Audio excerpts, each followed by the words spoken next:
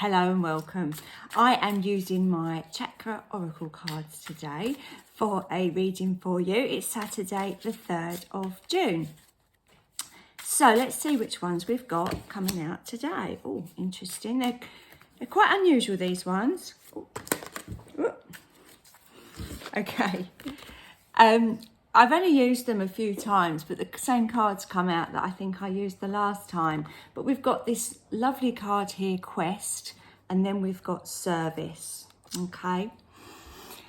So the first thing that I am drawn to with these cards is the colours around the edge, because they do signify our chakras. So the first card, I'm just going to put this one down. I feel very much, obviously because it's blue, it's relating to the throat chakra. And I'm looking at this lady and she's followed like a blue path. I feel like she's followed, I want to say followed her voice, or, you know, she's speaking. As she's speaking to this person, she's kind of being really true to herself and open to what is coming in. So I feel like her hands are open like that, and she's communicating possibly with spirit or maybe just her own soul. And this young lad here is, whether that's a relation, perhaps it's like a grandchild, but I feel like he's gaining knowledge from her. And in a certain way, I feel like we all try and do that with our sort of generations, don't we? We learn from the generations above us. And I feel, and I'm not being judgmental here at all, but obviously where this lady is a bit older, maybe she's worked out what's really important in life and she's trying to pass it down to this young lad here, so that he doesn't have to go through all the trials and tribulations that she did. If we all went back and spoke to our younger self, what would you tell them? How would you ask them to maybe be more true to themselves or live life a little bit differently? But of course we can't do that, and we can't always give our lessons to younger people or younger generations. They do have to kind of pick it up themselves, which can be incredibly frustrating if you're a parent, but that's just the way it is. I feel that's just the circle of life. Okay, I feel the reads are important. I'm not sure why. I feel like when you touch one of these reeds, I don't know if you ever have, but they kind of disintegrate and go all fluffy and fly away and spread seeds all around the world. So I'm getting that idea of this person spreading their message around the world in some way, okay? Whether or not people choose to listen to that, that's up to them.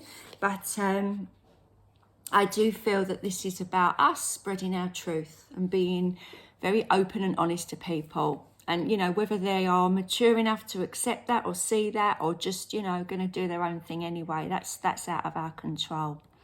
So now we're bringing in the Service card as well. All right, now we had this before. This is a lady, another older lady.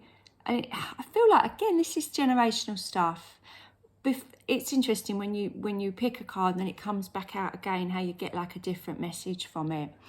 With this card, obviously the orange is to do with the sacral chakra.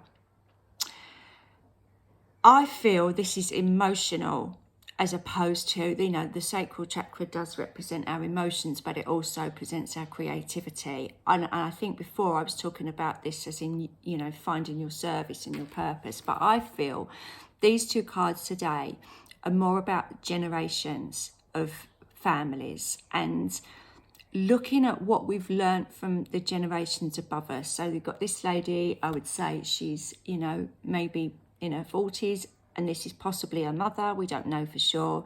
And these are other people that have moved on through spirit. So this could be her parents looking down, this could be her parent. Again, I feel like this is a generational thing here. Families are very strange. We don't always get on with our family, do we? Sometimes we don't even live with our families. You might be, you know, you might have, for whatever reason, not been able to live with your mum and dad when you were younger and had to live with other relatives, or, you know, you're now not living with your own children through circumstances. There's so many different things, but one thing we never lose is that kind of recognition that things are passed down to us. So I'm really getting this idea of looking at the generations, even the ones that are now in spirit, and working out what our generations have taught us, if there's learned behaviour coming through that's either helpful and wise or maybe not helpful. You know, I kind of feel like these two here are making peace with themselves before she kind of moves on, and sometimes that is a necessary thing to do as well. So I feel today's message is going to examine that. Maybe you'll say something and or a saying that's in your family that you think, oh my goodness, that my nan used to say that.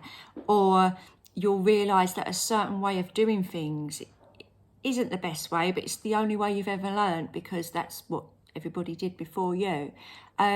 We can decide what messages and what behaviours we take from our family generations and what we choose that no longer serves us. But it can be quite an eye-opener when you actually go through the day and start to examine what you're doing because it's really what you do, or what you're doing because that's just, you know, how your family have always done it. Christmas is a very, no, it's not Christmas, it's June, but Christmas is a very interesting time of traditions and we have to do things that way. But it's funny how in our everyday life that happens too. So have a look at that today. It might be quite an eye-opener. You might suddenly be inspired to do things a little bit differently. Or it could just be the idea of accepting the differences as the generations have gone down, and not treating our elder family members or the ones that are in spirit too harshly, forgiving them for dealing with what they could only deal with in their time. And, you know, things have moved on a little bit since then. Okay, I hope that is helpful. I'll be back again tomorrow. I feel like that's quite a lot of contemplating will be done today by us all in one way or the other. Okay, but I hope you have a lovely day anyway. I'm back again tomorrow, so please do join me then. Have a lovely day. Bye.